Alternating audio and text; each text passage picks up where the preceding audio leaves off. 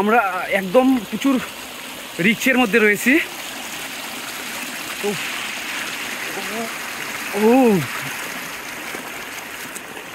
ওইখানে সাবধানে পা ফেলেন, খুবই কঠিন। দেখেন পা ফেলানোর মতো অবস্থা নেই, জায়গা নেই।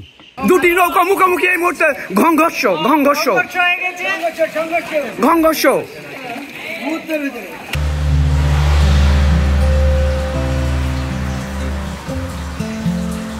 এই সময়ে ভ্রমণপ্রেমীদের জন্য সবচাইতে জনপ্রিয় যে জায়গা সেটি হচ্ছে বাংলাদেশের দেবতাখুম।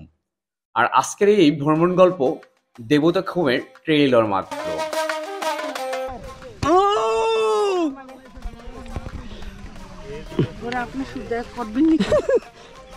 একেবারে ডেঞ্জারাস মোমেন্ট, আপুকে আমি উঠাতে পারছি না। Thank you.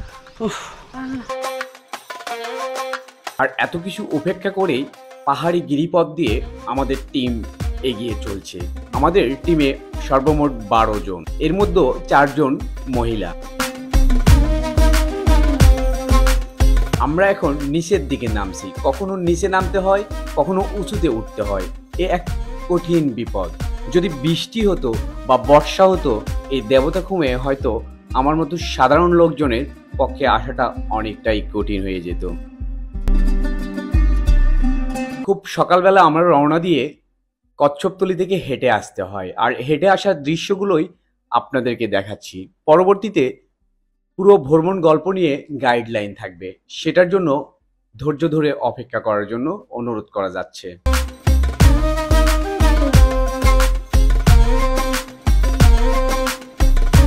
খুব সকালে হওয়ার কারণে লোকজন কম।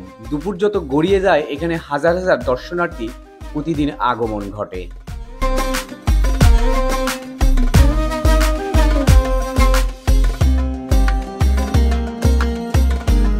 নামাজে কত দুঃসাধ্য ব্যাপার, সেটা না নামলে কেউ বুঝতে পারবেন না। আমাদের আপুদের অনেক কষ্ট হচ্ছে। এর মধ্যে যদি একটু জল থাকতো, মানে বৃষ্টির পানি থাকতো, তাহলে এখানে নামাটা সবচেয়ে কঠিন হতো আর কি। খুবই কঠিন। দেখেন পা ফেলানোর মতো অবস্থা নেই, জায়গা নেই। সামনে বিশাল ঝর্ণা, আপুর পানিতে হাঁটেন, সবাই একটু মজা নিচ্ছে।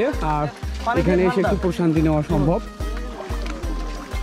এদিক দিয়ে রাস্তা আছে, তারা যাবেন না, হেঁটে যাবেন, পা একটু ভিজিয়ে নিলে অনেক শান্তি পাবেন। পাথরের কি সুন্দর, এটাই অনেক দিন ধরে দেখতে চেয়েছিলাম।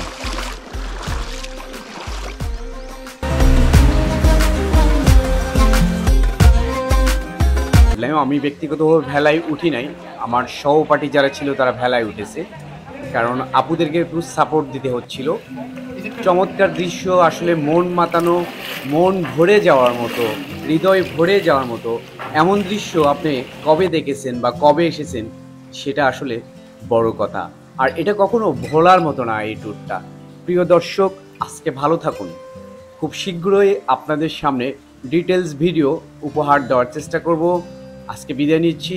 আসসালামু আলাইকুম ওয়া রাহমাতুল্লাহ।